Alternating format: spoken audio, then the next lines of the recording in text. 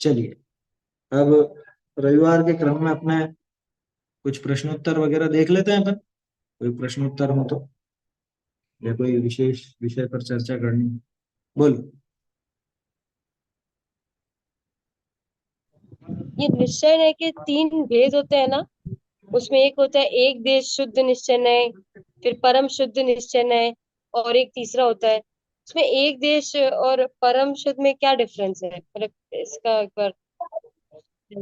निश्चय न्याय के तीन नहीं होते, निश्चय न्याय के चार भेद किए जाते हैं। एक तो होता है अशुद्ध निश्चय, सबसे नीचे अशुद्ध निश्चय। उसके ऊपर होता है एक देश शुद्ध निश्चय। उसके ऊपर होता है हम्म, साक्षात शुद्ध निश्चय।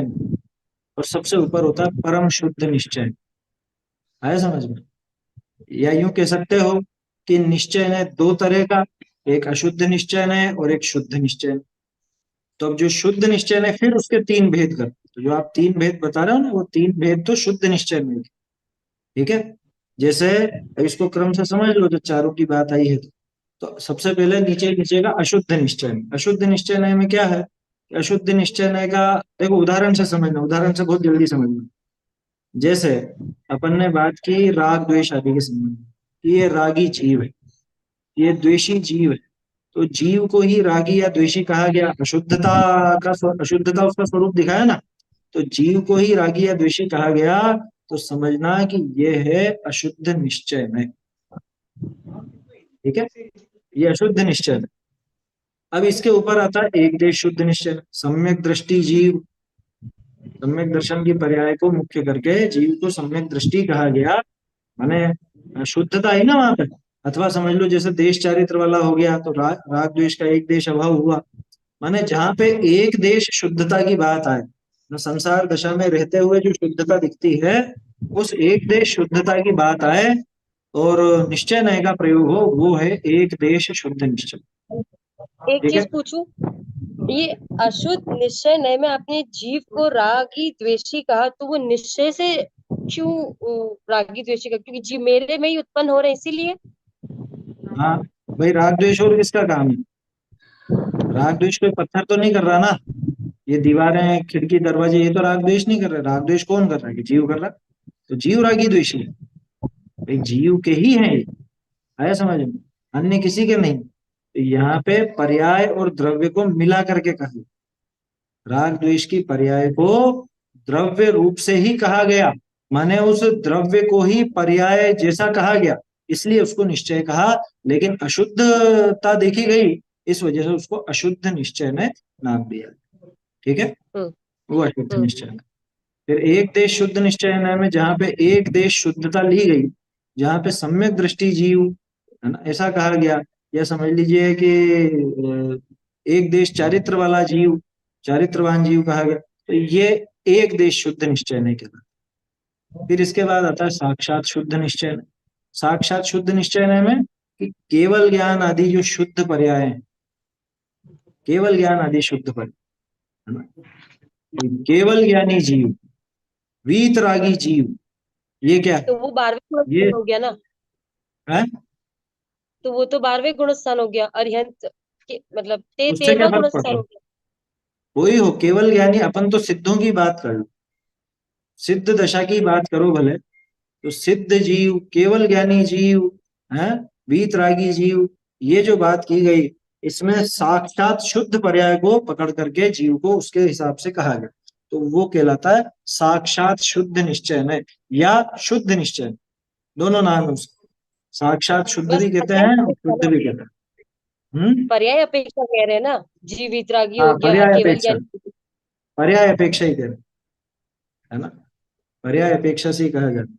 और अंतिम परम शुद्ध निश्चय, वहां पे पर्याय आदि को गौण करके, वहां पे पर्याय नहीं देखी जाएगी, वहां पे द्रव्य को देखा जाए कि राग द्वेष आदि विकारी पर्याय और केवल ज्ञान सम्यक दर्शन आदि निर्विकारी पर्यायों से भी रहित, क्या, जो द्रव्य मात्र की बात आएगी, वो परम शुद्ध निश्चय के अंदर आती है। आया समझ में? ऐसे ये परम शुद्ध निश्चय है। और इसके ये और दूसरे जो है साक्षात शुद्ध निश्चय और शुद्ध निश्चय, एक देश शुद्ध निश्चय।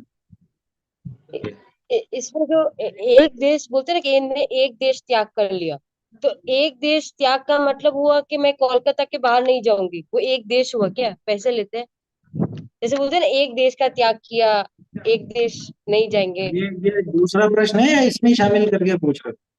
नहीं, आपने बोला ना एक देश शुद्ध निश्चय नहीं, बोला तो उसमें देखो, एक देश एक का जो। देश का मतलब होता है एक हिस्सा।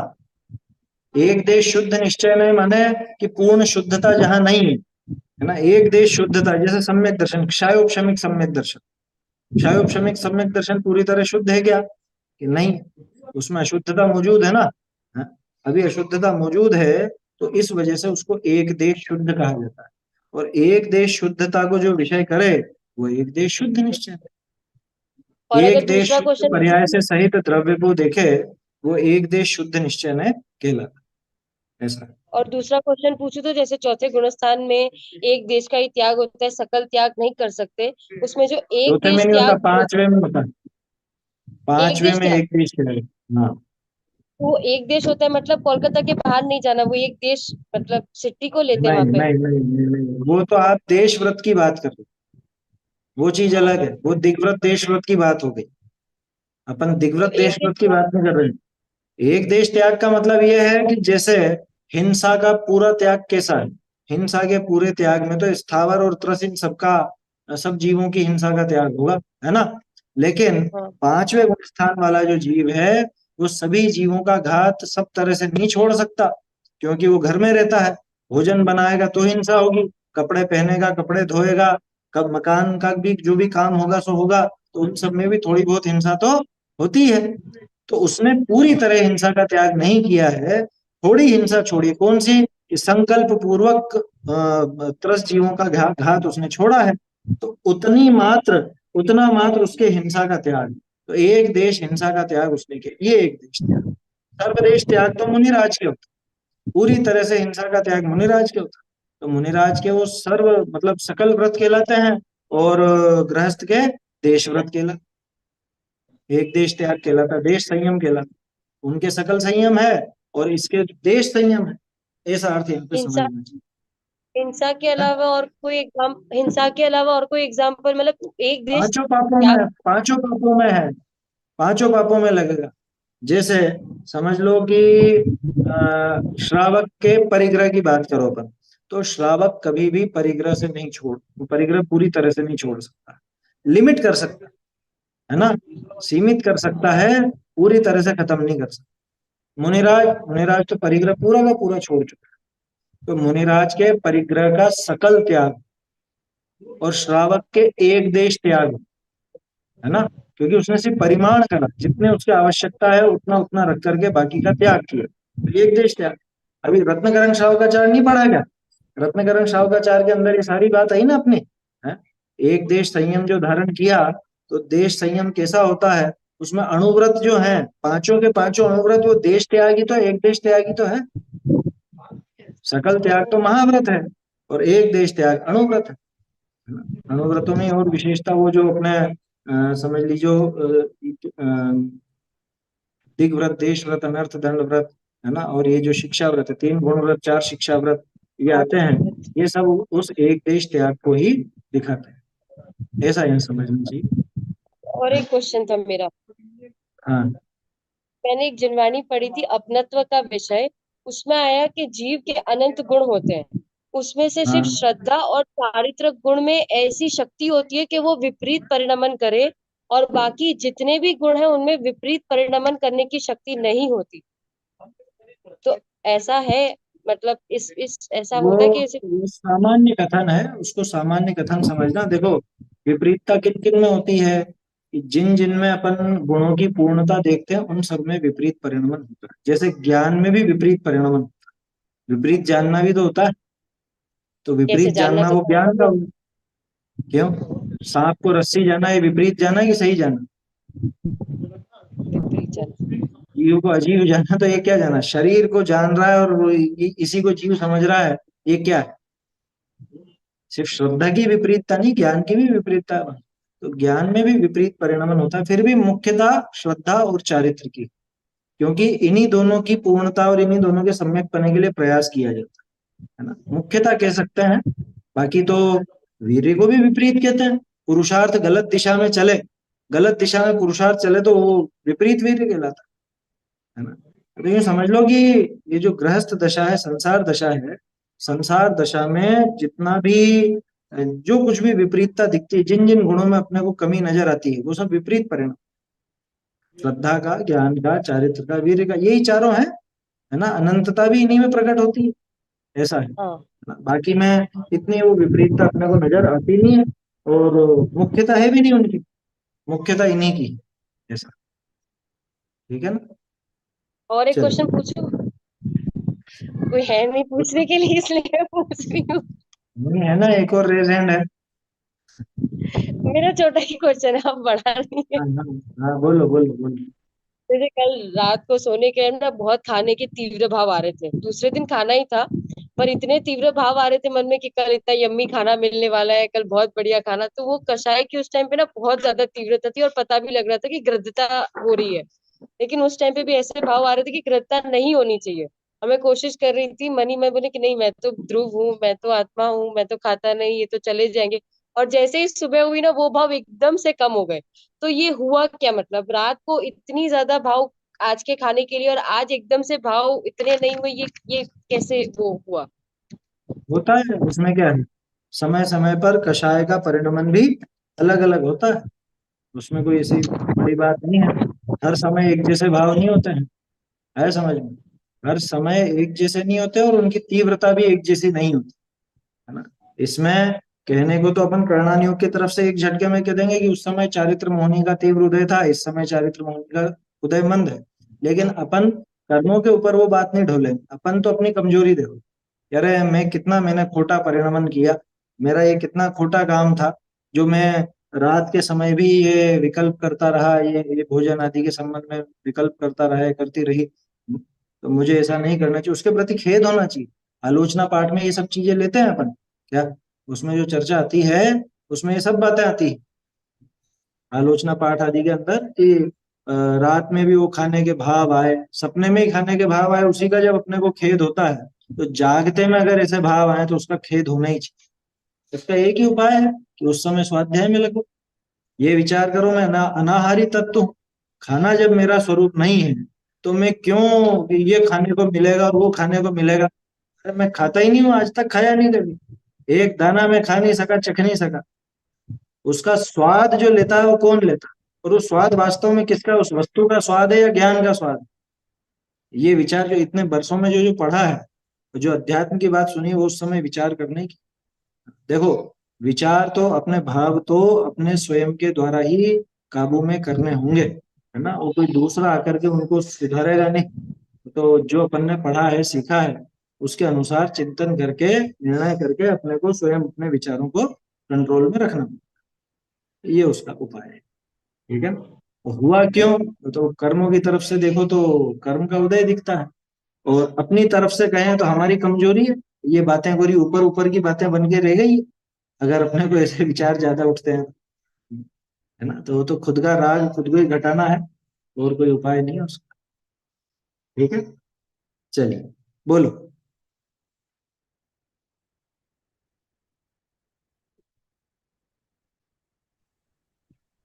जैसे कभी कभी अपने होते हैं ना कि अ, अपने द्वारा अगर कोई विपरीत कार्य हुआ, ठीक है, तो फिर ना बाद में जाके, थोड़े समय बाद जाके फिर वो अपने सोचते हैं कि ये मतलब नहीं होना चाहिए था, ये नहीं करना चाहिए था। लेकिन फिर थोड़ी देर बाद सोचते हैं अपने कि ठीक है, वो तो होना ही था, वो व्यवस्थित था, ऐसे ही होना था। तो वो जो अपने सोचे, तो वो प्रमाद कहलाएगा, या फिर वो होना था, अपने वो सोचे इस हिसाब से, मतलब वो सोचना सही था या नहीं, या प्रमाद था अपना वो, इन दोनों में से क्या सही होगा? देखो, पाप रूप कार्य हुआ हो और उसमें सोचे कि अरे ये तो होना ही था, तो प्रमाद समझ लो क्या। जैसे कोई भी विपरीत कार्य, किसी को बुरा बोल दिया, या फिर कोई भी, जैसे अगर जो चीज अपने को लगा कि नहीं करना चाहिए, वो अगर किए, फिर बाद में वो चीज मतलब सोच अपने फिर सोचने लगे कि नहीं करना चाहिए था, फिर सोचे कि ठीक है, हो गया, वो नहीं था वैसा, तो उसमें क्या अपना प्रमाद आएगा, या फिर अपने सही हाँ, सोच रहे हैं? देखो वही कह रहा हूँ ना मैं, अगर किसी को ऐसा मतलब पाप रूप कार्य हुआ है, और उसमें फिर अपन सोचा कि अरे चलो अब ये तो होना ही था, जो हो गया। ऐसे तो अपने को ढील मिल गई, प्रायश्चित कहाँ हुआ भाई? उसका खेद कहाँ हुआ? खेद होना चाहिए कि अरे मुझे ऐसा नहीं बोलना चाहिए था, वो मेरी गलती रही, आगे से मुझे ध्यान रखना चाहिए, ये विचार होना चाहिए। और फिर अगर उसकी जगह मैं सोचूं अरे ठीक है होना ही था, वो तो क्या कर सकते हैं, होना था ये तो पक्की बात है, लेकिन जहां मैं गलती कर रहा हूं, इसको ऐसे समझो कि अपने घर का कोई बच्चा है, ठीक है ना, और वो कोई गलती करता है, तो कोई कहता है कि साहब ये ऐसी गलती कर रहा है, ये गलत कर रहा है, ये बिगड़ जाएगा बात। तो अपन कहे अरे ठीक है वो तो होना ही था, अब वो कर दिया तो कर दिया, होना ही था। अगर होना ही था कर करके आप छोड़ दोगे, तो फिर वो कभी सुधरने वाला है क्या? कभी सुधरने वाला नहीं। बच्चे ने घर में गेंद उठा करके टीवी फोड़ दी, ठीक है, और अपन ठीक है चलो वो तो होना ही था। वहां तो नहीं कहते अपन, वहां तो क्या कहते हैं, अरे नालायक है बिल्कुल, इसने फोड़ दिया और इसको बिल्कुल अकल नहीं है, दो चार चांटे भी लगा देंगे उसको। बोलो क्यों? क्योंकि आइंदा कभी नहीं फोड़े। वहां तो अपने को नुकसान लगा ना, लेकिन ये इन विकल्पों में अगर नुकसान लगेगा, तो कभी अपन ऐसा सोचेंगे कि अरे छोड़ो होना ही था ये तो। देखो ध्यान रखना, अपने प्रतिकूलता आए, अपने विपरीतता आए, वहां ये चीज सोचने की है कि ये तो हो नहीं। और जहां अपन गलत कर रहे हैं, पाप कर रहे हैं, वहां ये चीज मत सोचना कि ये हो नहीं था, वहां तो सोचना कि अरे मैंने गलत किया, ये मेरा अपराध है, मुझे इस अपराध की पूर्ति करनी होगी, मुझे सुधार करना होगा अपनी जीवन शैली, है ना, मुझे जो मेरा जो भी रहन सहन है, मेरी जो पद्धति है वो बदलनी चाहिए, है ना, ये विचार करना चाहिए। आया समझ में? मैंने कहने का अर्थ ये है कि जहां पे तो आपने पूछा ना कि क्या वो प्रमाद है? 100% प्रमाद है। अगर पाप का पोषण करता हूं मैं, पाप का पोषण अगर मैं कर रहा हूं, किस बात से? यार ये तो होना ही था, अब हो गया तो हो गया, कोई बात नहीं। अगर कोई बात नहीं करा, तो ये बढ़ता जाए, ये पाप घटेगा नहीं, ये निरंतर बढ़ता जाए।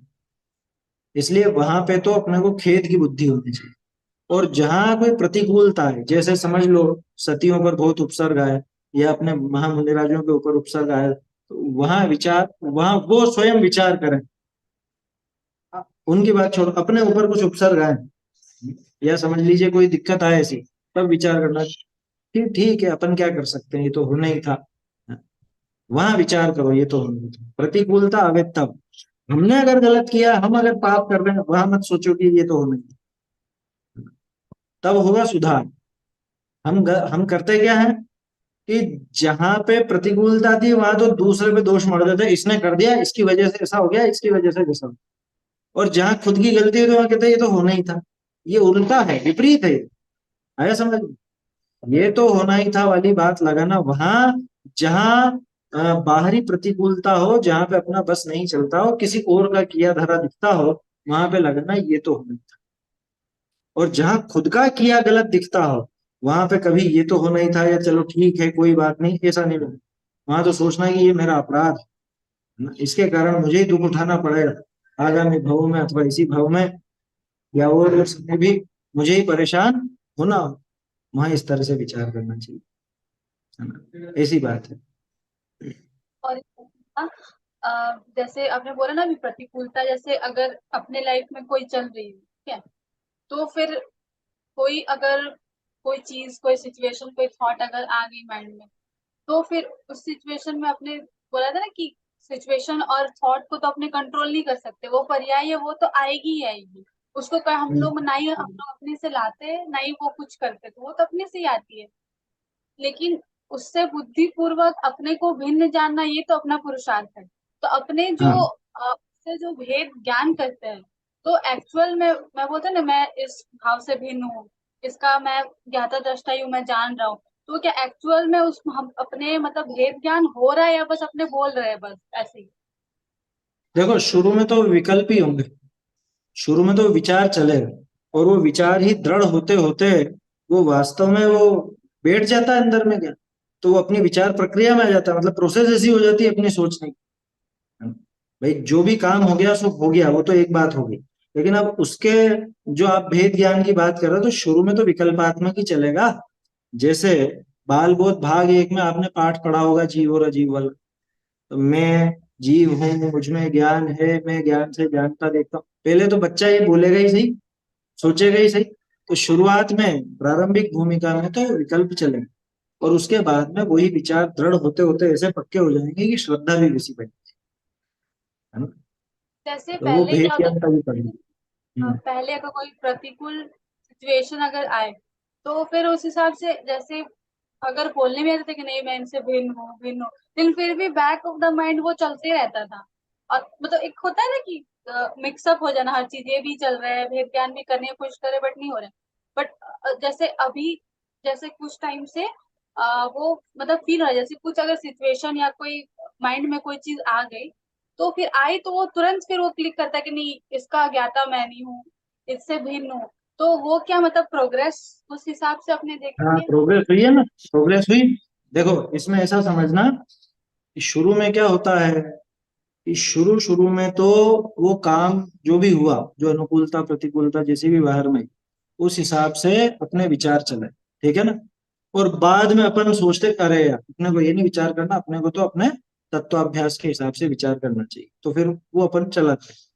धीरे धीरे धीरे धीरे उसका टाइम जल्दी आने लगे, फिर वो काम होते समय भी इधर पीछे भेद ज्ञान की वो धारा चलती रही, और बाद में ऐसा हो जाएगा कि भेद ज्ञान की धारा निरंतर चलेगी, बाहर में कैसी भी अनुकूलता आए चाहे प्रतिकूलता। देखो तत्व ज्ञान का प्रयोग अगर करके देखो ना अपने जीवन में, तो खुद को मालूम पड़ता है कि कितनी शांति आई है और कितनी नहीं। ये खुद को पता चलता है ना। आप जब से भी लगे होंगे स्वाध्याय में या ये तत्व विचार की बात में, उसके बाद से मतलब उसके पहले का जीवन और अभी का जीवन कुछ फर्क दिखता है या नहीं। अगर वो फर्क दिखता है तो समझ लेना कि तत्व ज्ञान का असर है। अब तो और लगता है फर्क कि नहीं दिखता है, है?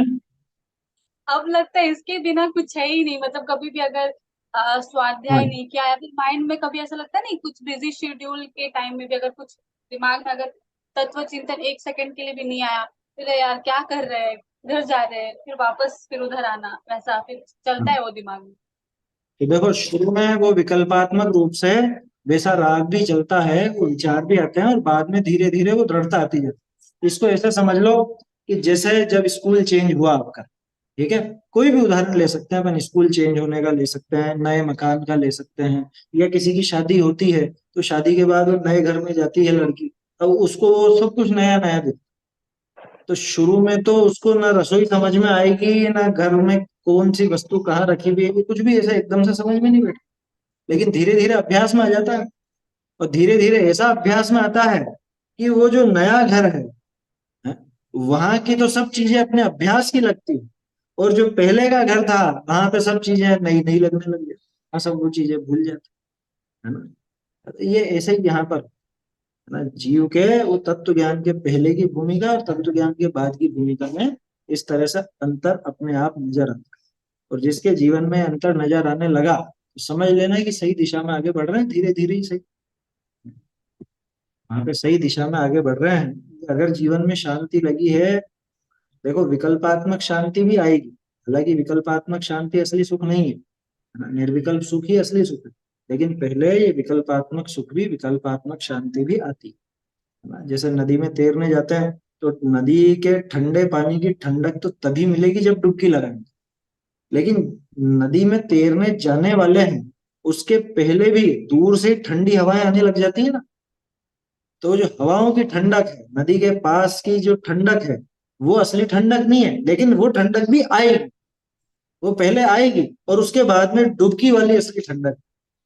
तो ऐसे ही यहाँ पे असली आत्मानुभूति के समय जो सुख होगा, वो तो होगा, तब होगा ही सही, लेकिन उसके पहले ये विकल्पात्मक सुख भी आएगा ही आएगा, ये विकल्पात्मक ये विचार भी आएंगे, और आने चाहिए, कोई दिक्कत नहीं। दूसरे और विचारों के लिए कितना समय, तो इसके लिए भी समय आएगा ही आएगा अपने जीवन में।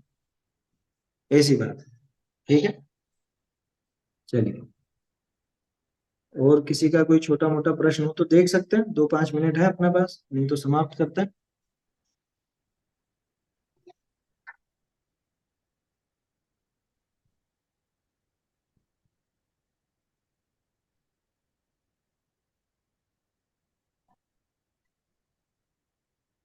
चलिए तो समाप्त करते हैं फिर। चैतन्य का स्मरण प्रतिक्षण ही करो रे, भव के अनंत दुख को क्षण में हरो रे। अक्षय अनंत निज सौख्य निधान पाओ, गाओ अरे नित इसी के गीत गाओ। निज निधि निज में बताई यह तो उपकार है, इसके लिए जिनवान माँ को वंदना शत बार है, वंदना।